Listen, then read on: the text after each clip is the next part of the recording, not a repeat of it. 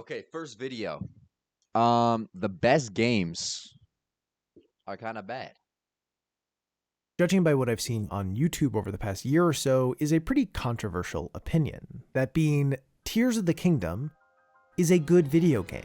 Great, even. Nintendo took the open-air concept they built Breath of the Wild around and expanded on it beautifully, offering a slew of new mechanics that all prioritize player freedom. I can't think of many titles where the moment-to-moment gameplay feels as fun for as long as it does here. There are just countless ways to engage with the world as well as the challenges it presents. With enough effort and iteration, Dude, Tears of the Kingdom, bro, I played it. I grinded it for a few days, but it got boring quickly, bro. Like it's super fun for those first couple days, like exploring and stuff.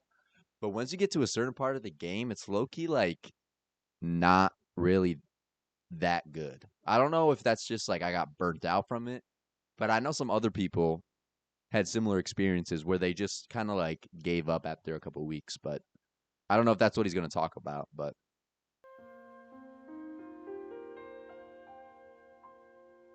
it's going to be interesting. I've watched a ton of critiques on Tears of the The Kingdom, problem and while I don't is, I think too, is with any form of media, not even just games, but when you try something so innovative and like different compared to like other people or compared to other games, you take a lot of risk in having a certain group of people are not going to like the game and they're going to criticize it heavily. But that's just because it's different.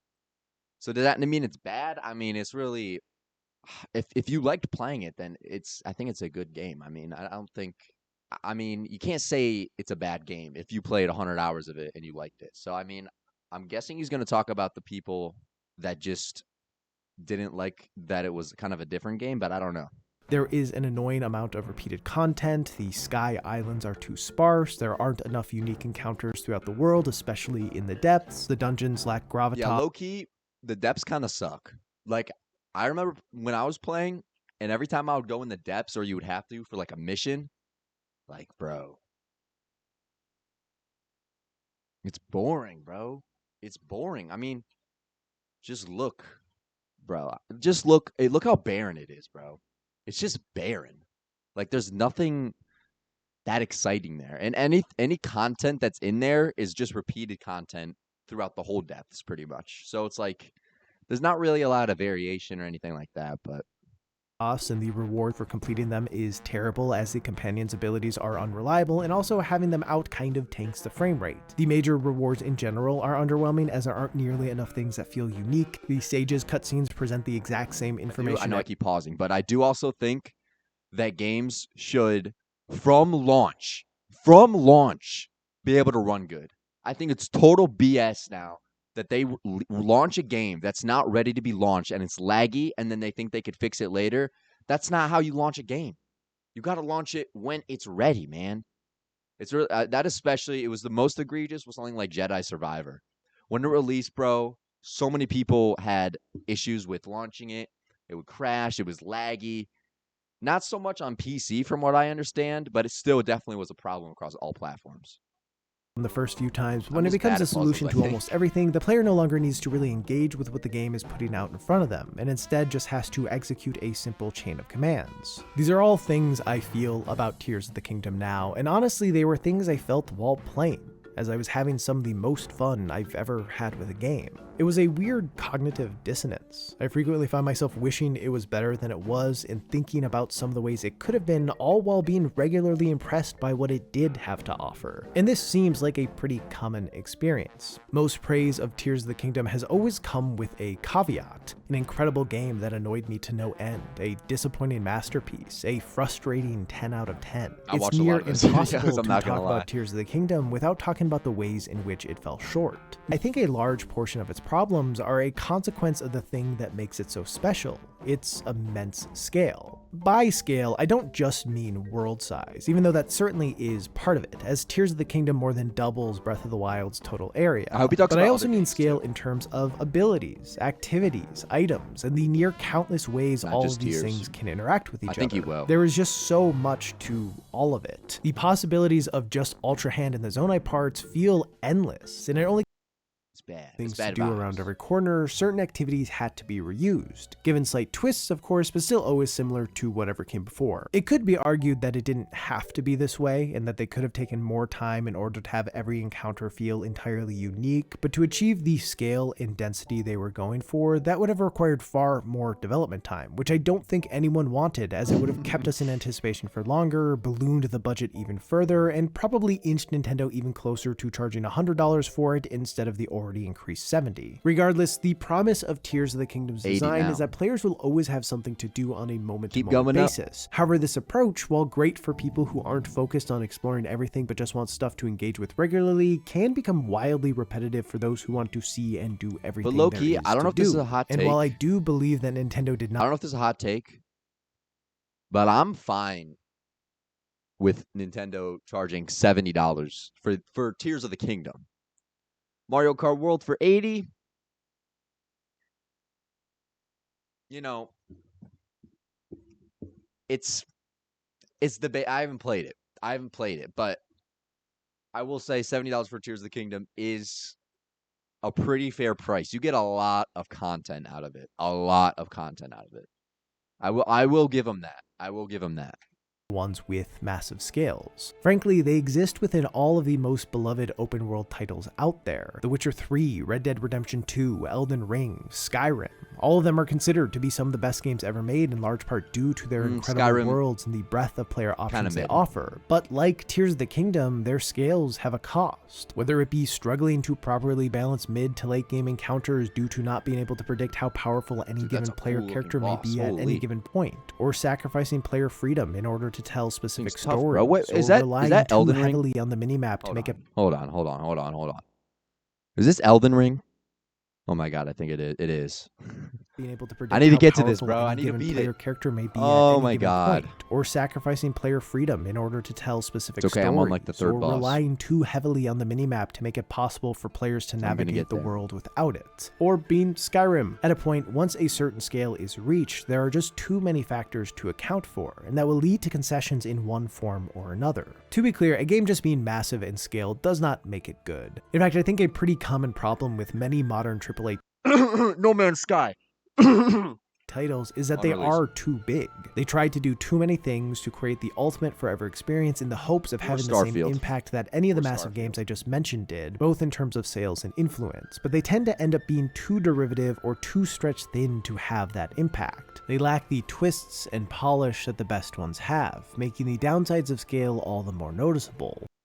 The near infinite possibilities of real life, where the world and characters react and adapt meaningfully based on your actions. That doesn't necessarily mean photorealistic characters or one-to-one recreations of the world, but rather experiences where actions ripple out in a similar feeling way to how they do in reality, or at least seem to. Ones with a sort of realistic internal consistency with an overwhelming Red Dead sense of Redemption is scale. such a cool game. Titles like the ones that always appear near the game. top of the greatest of all time lists, as well as Tears of the Kingdom, touch the edges of that feeling. I was talking to my friend Hot Cider about it, and he said it's kind of like baking a really big cake. Some parts will be great, but others will be underbaked, and your opinion on how good it is will come down to the slice you got. Tears of the Kingdom would have been a much cleaner game had it been smaller in scale, and that game is called Breath of the Wild, which also would have been much cleaner if it had been smaller in scale. But clearly Nintendo was willing to have their games be a bit messier in order to create experiences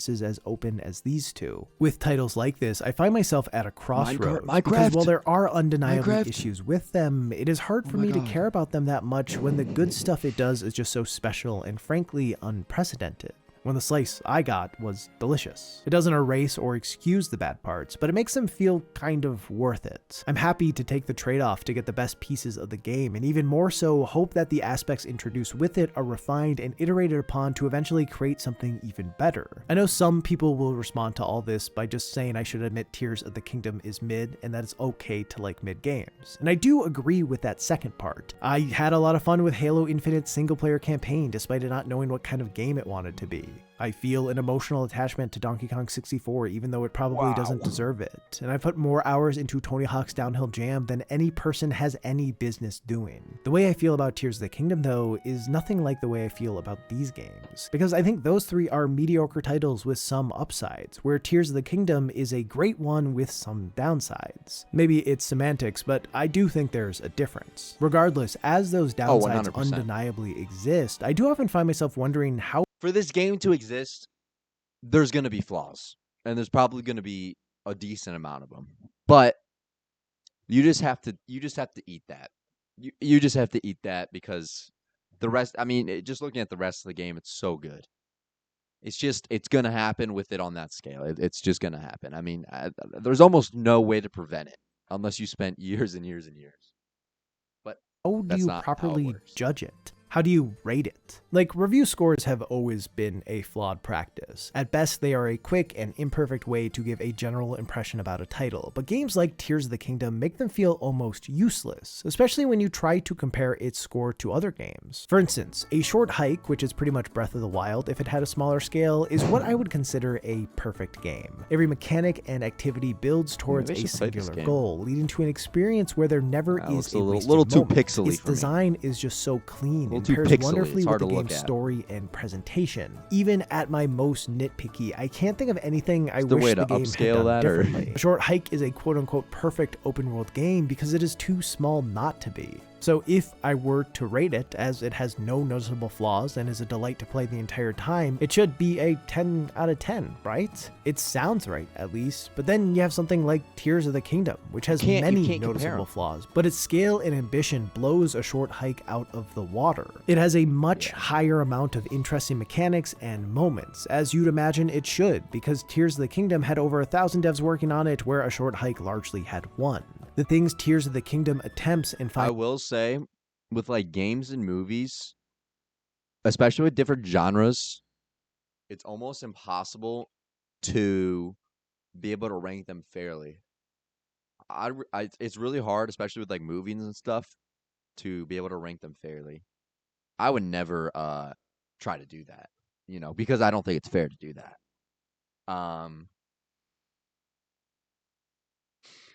I don't think it's fair to rank every movie. There's too many different genres, There's too many different genres. It's not fair to do that. mixed success on are wildly inventive and groundbreaking, and will inform countless games for years to come. While no single hour of it may be as wistful as the one with A Short Hike, for me at least, the majority weren't terribly far off. So should Tears of the Kingdom get a lower score because it isn't as tight of a package, because it has design contradictions that get in the way of matching the developer's intended experience? Or should A Short Hike get a lower score because it doesn't aspire to the levels of ambition and innovation that Tears of the Kingdom does? Do you give a game more grace for trying more things, or do you cap one for trying less? Or do you give them both 10s because I like them? How do you properly score a game? With a video I mentioned earlier made by fellow IP intern Yako, titled Tears of the Kingdom is a frustrating 10 out of 10, I remember looking at the comments when it first came out and seeing think one I that watched said that too. something along the lines of, "So you mean it's a 7? And it's bothered me for a year and a half. Because of course Yako didn't just mean it was a 7, otherwise he would have called it a 7. To Yako, like me, it was one of the best games he'd ever played, and it also had stuff he didn't like. Both things were true. I understand the compulsion to look at the average of a gaming experience. If a title feels like a 10 out of 10 at some points and a 4 out of 10 at others, you God, I might remember want that to call fight. it a 7, and I'm sure some people would. was kind of a But for weird me fight. at least, if the best parts of the game are really that spectacular, that is what I'll keep thinking about, as long as the bad bits aren't too distracting. The point is, everyone has a different standard by which they rate things by, and without the context of those standards, a number doesn't properly convey anything meaningful. Truly, it You is can't rate a useless if game. you don't know about the person assigning it and what All right. If a game is really on this big of a scale, you just can't really give it a rating. That's fair. I would say you can give it like a range, like 8 to 10. It's like an 8 to 10 game. It's like, it's somewhere in there, but you can't pick a specific number because there's too much. There's too much to consume. That's why it's a lot easier with something like music, where it's like an album is usually like an hour long, but a game like this, you could play it for 150 hours.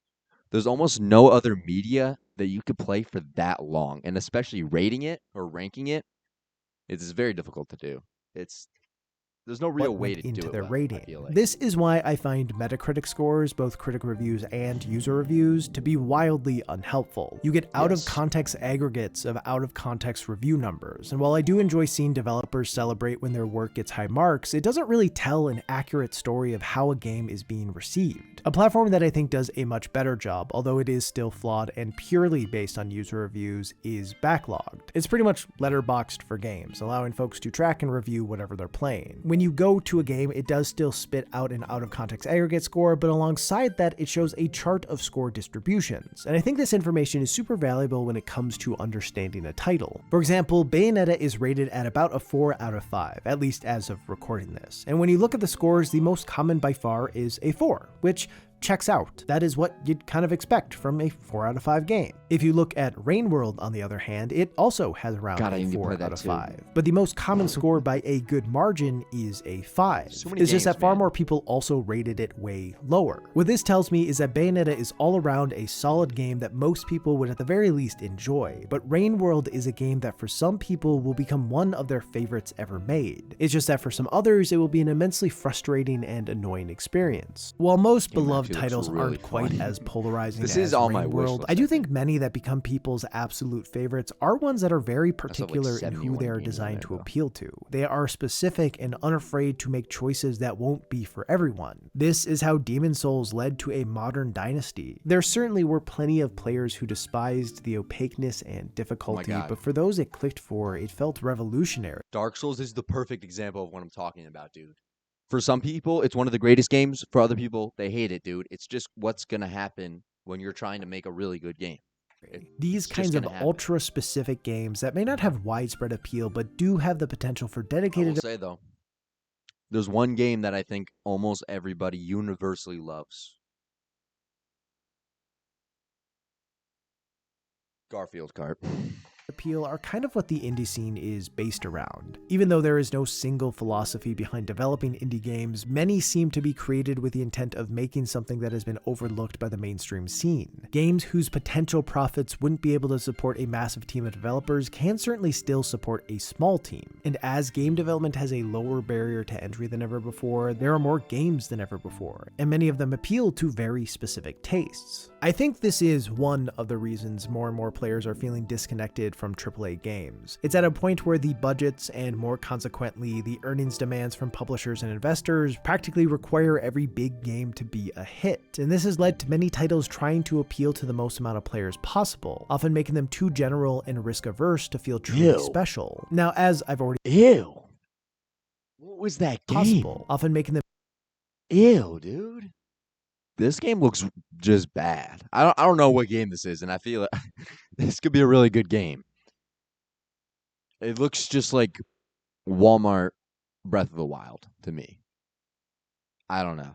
Maybe that's bad take, but them too general and risk averse to feel truly special. Now, as I've already pointed out, some big budget games, even ones that are aiming to appeal to the most amount of people possible, can be great and do well. So it's not as if AAA games for broad audiences can never work. Also, there are studios that have found success by taking risks, like Kojima Productions with Death Stranding and Remedy with Alan Wake 2. Paper Bag Guy says it changed his life, but you were bored and lost the whole time. So when there's that much of a gap between experiences, it's hard not to want to call it overrated. Well, I do understand why. What's the game called? This one. Oh my god, it's gonna make me mad. No. Dude, Outlanders? Skylanders? Okay, hold on. Game with spaceship and poly-like graphics? I don't know, dude. That came out a few years ago. It starts with an O. Not low poly. Not low poly. Game with spaceship that came out a few years ago. Come on. Oh my god. Outer Wilds. That's the game. Outer Wilds. Okay. gap between experiences, it's hard not 'Cause I to need to want to play call that it too. overrated. While I do understand why this happens, I think the terms underrated and overrated have some strange implications. Like at its core, calling something overrated rarely has to do with its actual ratings or that an individual likes it. It's that too many people like it too much. It has less to do with the contents of a game and more to do with a person being tired of hearing about a game for the millionth time that they didn't find to be all that special, that they Very felt true. had fundamental flaws that led to them disliking it. Underrated also is never about scores. It's more so a stand-in for underplayed. So many times when I've asked for underrated games, people respond with titles that have incredible reviews. It's just that their fan base is small and they don't get talked about that regularly in videos online. There is value in all I types of never games really for all. understood why this game was actually, you know what? Bro, this game Stray is literally it was big because it's a cat. The game doesn't look that interesting to me. I'm gonna say it, bro. It's a cat. That's why people play. That's why people like it. It looks decent, but it definitely doesn't look like the best indie game of the year. I think it's just got a cat in it. I think people like cats. All types of audiences, and we need introductory titles as much as we need weird, sweaty ones. However, I can't lie and say that I don't wish games that did more interesting things, and yes, games that I really cherish, got the same kind of attention Stray did. Stray doesn't take a lot of risks. It's a simple, polished action-adventure game with a cute, playable character. It's approachable, and in a lot of ways designed to appeal to a wide audience. As someone who is steeped in the side of the indie scene that offers weird and unique experiences, it's hard for me to look at Stray, which is touted by many as one of the best games in years, and not feel like it doesn't do all that much to. No. Who whoever's saying that, bro, y'all better watch out. Y'all better check your Twitch whispers. Cause I'm coming in like I can't say that. I can't say that. It's crazy how in the past like 7 years since the Switch came out, how Mario Kart became Nintendo's best-selling franchise by far. Not even close, dude. Mario Kart 8 Deluxe sold so many copies, and that's why they have Mario Kart World bundled with the Switch 2 now. It's because that's like their flagship title now, dude. That's what they're aiming for. They're trying to get people to play Mario Kart. I mean, it's a great game to have as your like main franchise for every console you have. Because it's a perfect family game. You can play by yourself. You can play with people in real life. You can play with people online. It's easy to understand. It's just an overall like so many people can play it, and it's still a really good game. 3D games combined. They are talked about by more people, they are loved by more people, and so it is no real surprise that they are also hated by more people. Tears of the Kingdom especially is a weird game in that it does a decent bit to be palatable to an extremely wide audience, while also having a handful of systems with edges to them that will appeal greatly to some but annoy others. Ultimately, I get why people feel so negatively about Tears of the Kingdom. Instead of polishing and narrowing in on what Breath of the Wild established, it pulled things out, creating an ambitious yet messy game. The reality is, it could have been better. While I do think many of its issues were a trade-off of its skill. I forgot about this, bro. I was talking about the depths earlier, but the skies too, bro. The skies are low-key lame as hell. Like all the islands are pretty much the same, bro. Like I really wish. Honestly, here's what they should have done, bro. Here's what they should have done. Take out the depths completely. Just don't include them. It's a cool idea, but I don't think it's necessary. If you make the skies more complex, dude, they were too simple, bro. They're too simple. They're all like the same island, bro. You gotta change it up a little bit. I wish there was more variation in the sky. It's like they're very small islands and they're kind of just scattered around the world, but I wish there was a little bit more connection for them.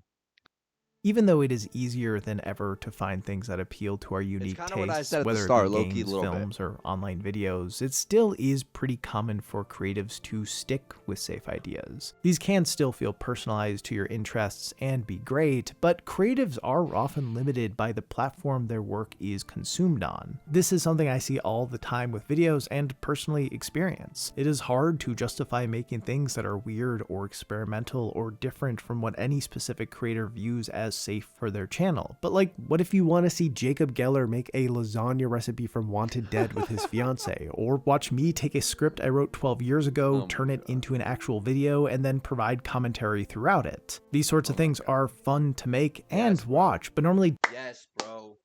Oh my God. I saw this. I don't really watch Good Mythical Morning anymore, but I used to, like, a decent amount. I was watching the Ear Biscuits podcast with Rhett and Link. It was like a couple nights ago, by the way. I stayed up till 4:30 in the morning watching these videos. I was glued to the TV. Glued. And I really don't watch YouTube like that anymore. I really don't. Like, not since I was a kid. I was glued. And what they were just talking about was when you're on YouTube, especially with a lot of people that are trying to be like creators now, they will find something that works and stick with that and only do that thing and really never branch off to anything that creative after that. Like, they're innovative at the start, at the very start. They're trying a bunch of different things. Then once something sticks, they stay with it. And I understand why, because you have proof that it works and you could keep doing that and you could repeat it. However, it's lacking a lot of creativity. You're not adding new things. I think that, especially what I'm going to try to do with making any type of content, is always making sure that I'm not trying to follow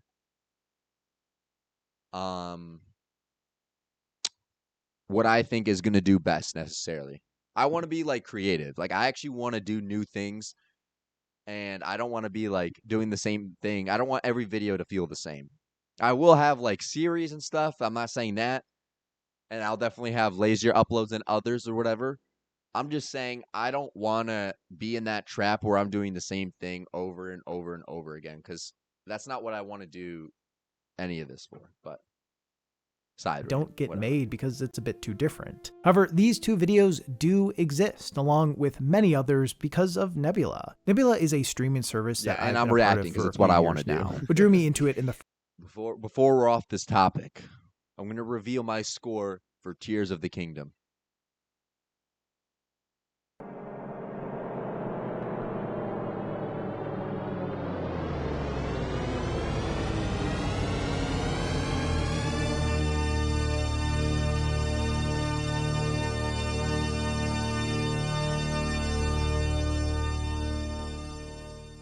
It was pretty good. It was pretty good. All right.